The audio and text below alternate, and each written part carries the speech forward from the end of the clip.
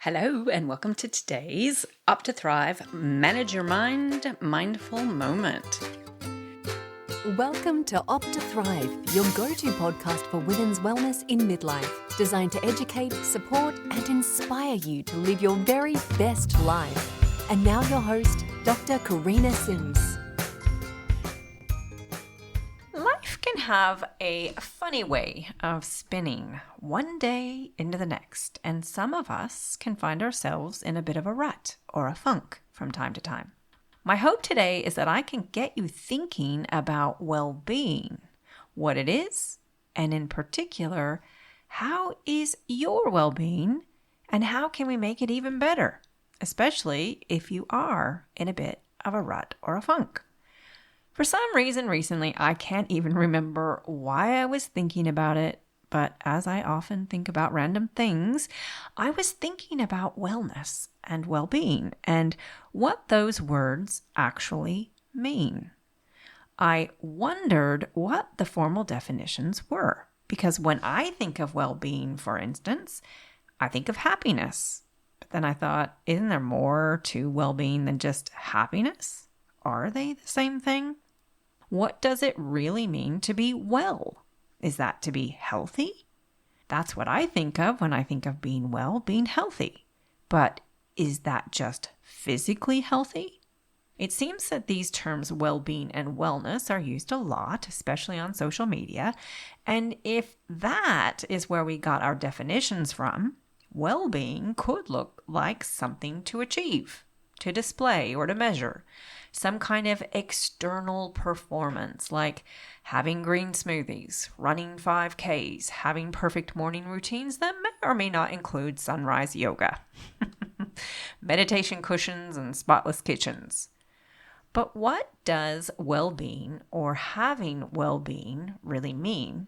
And how do we go about having wellness or optimal well-being? In my search for answers, I found a few different definitions.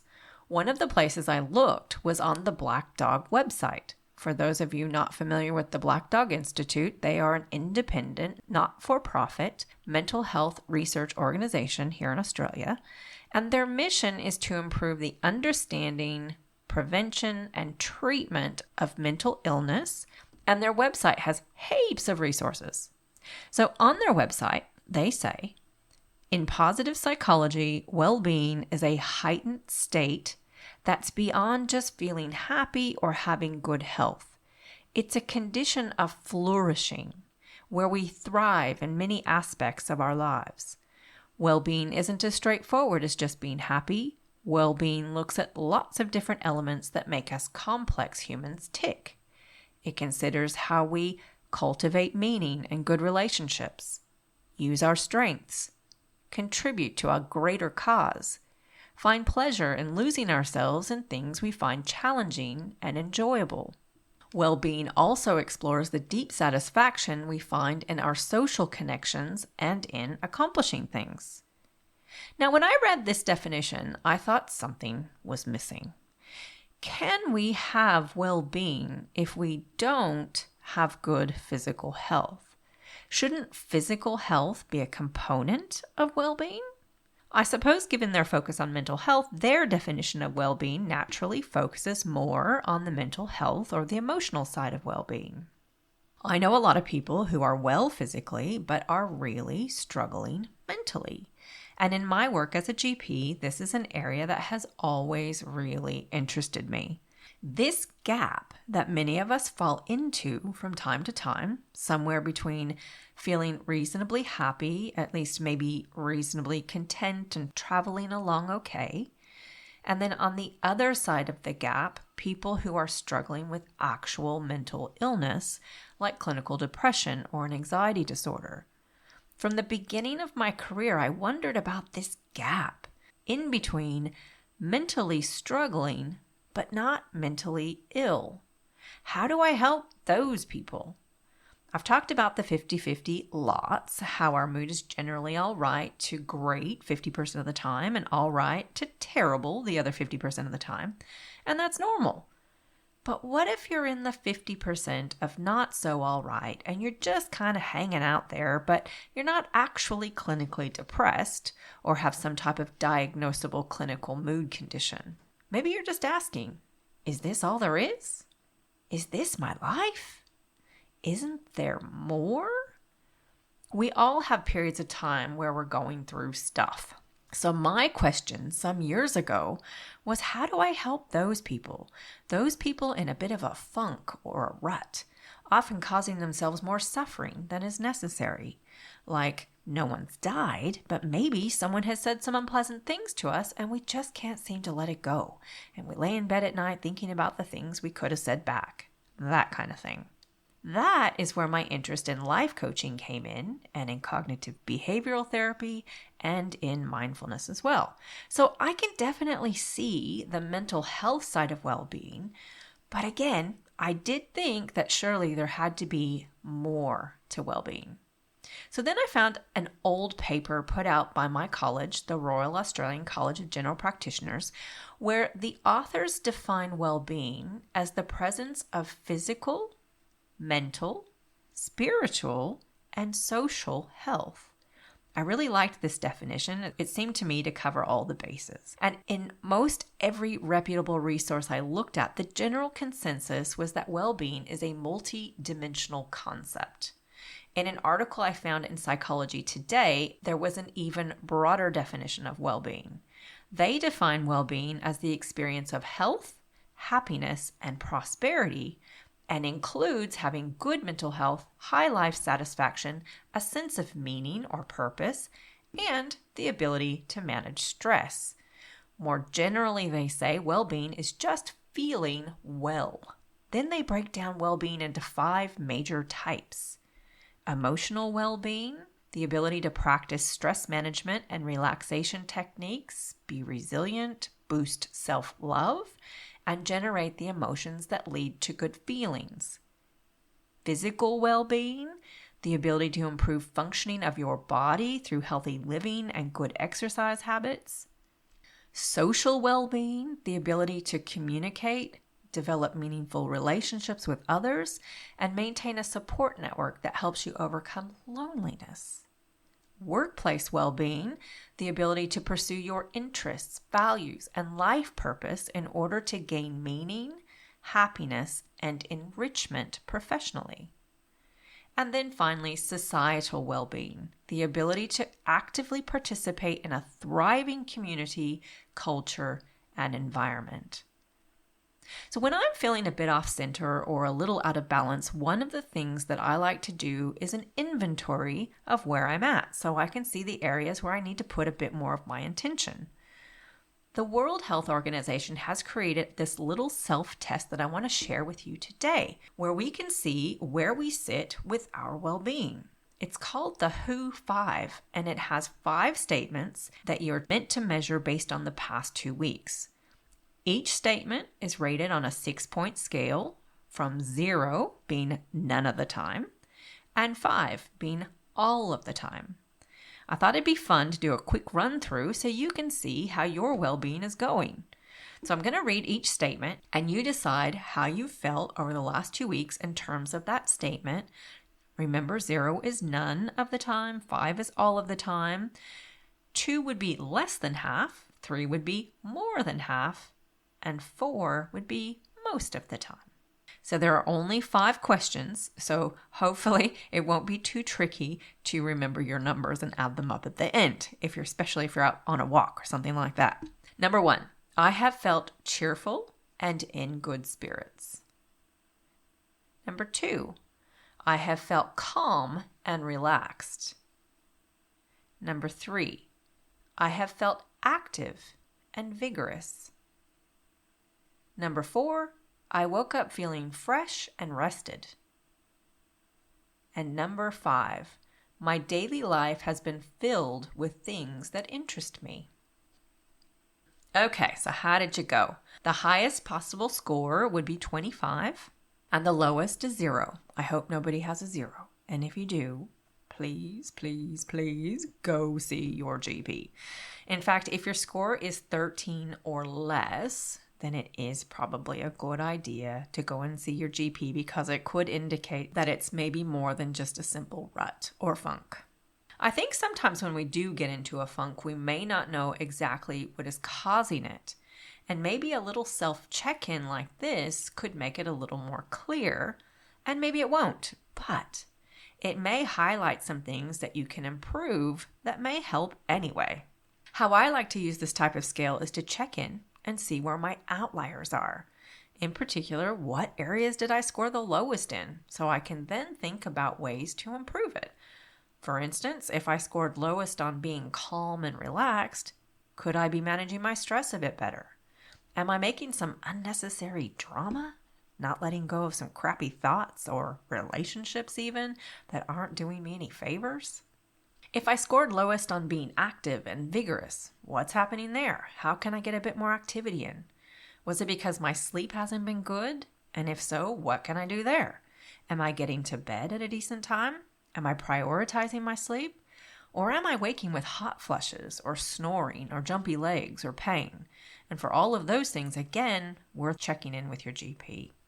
If your daily life isn't filled with things that interest you, how can you get a little more of that into your day?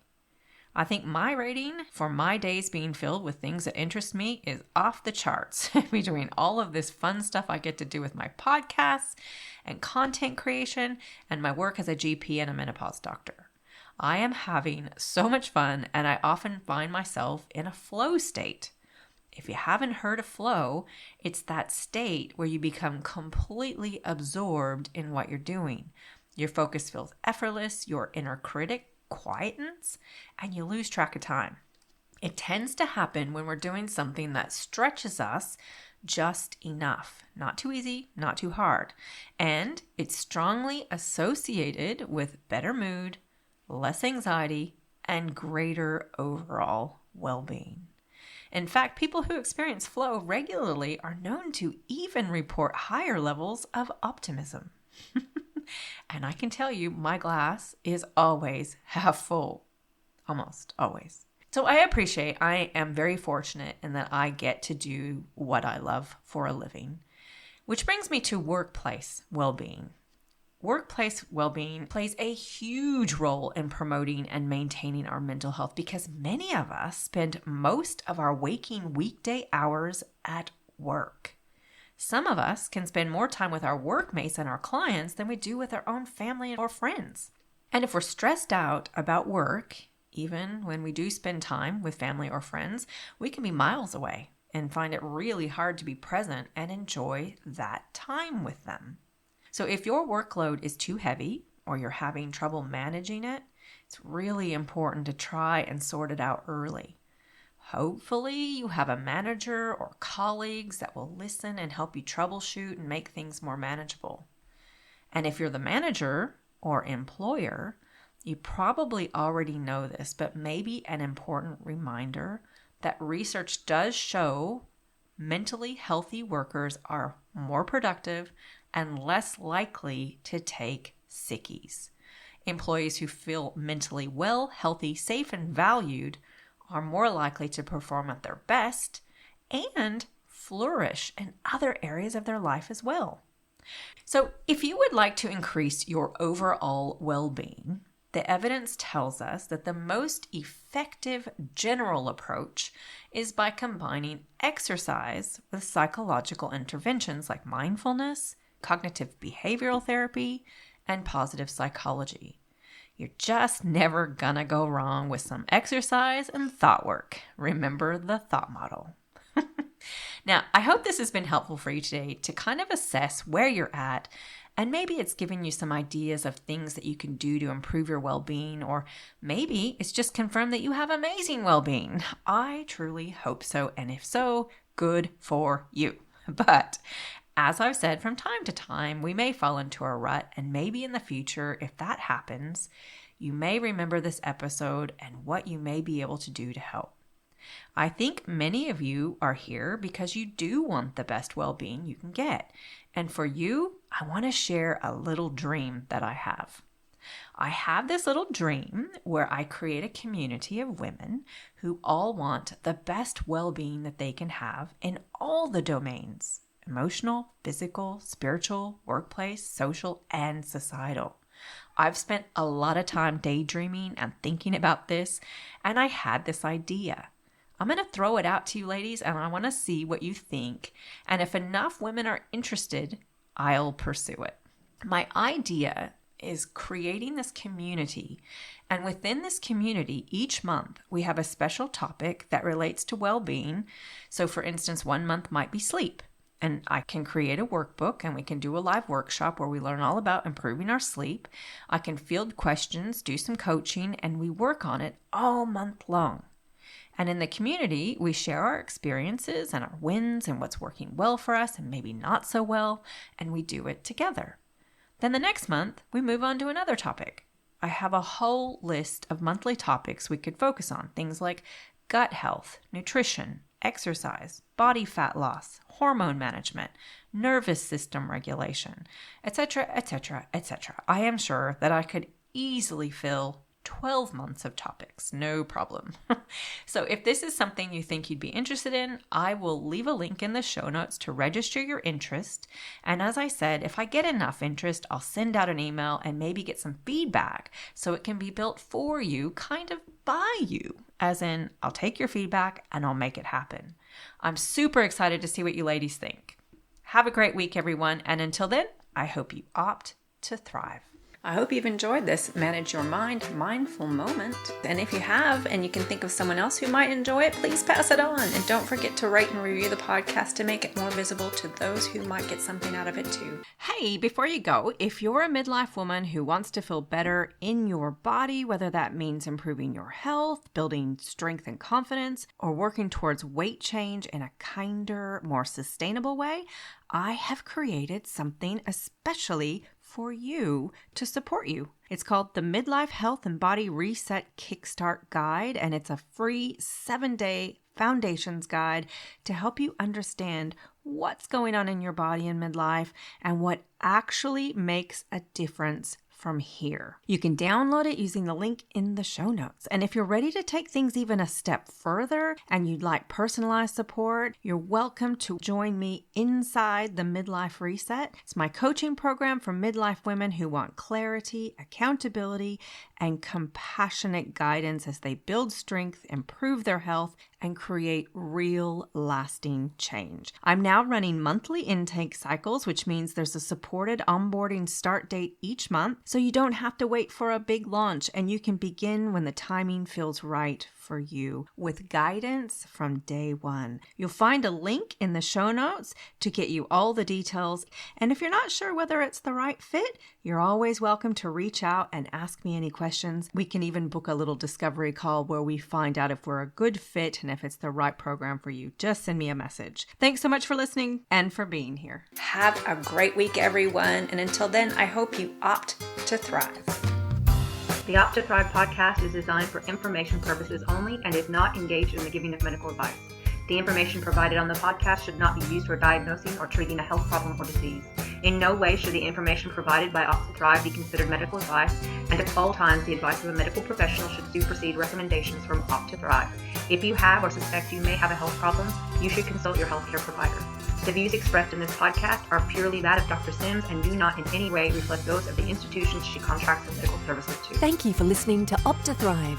If you've enjoyed listening, please rate and share the podcast. You can visit our website at opttothrive.com and leave a comment for any subjects you would like to hear more about.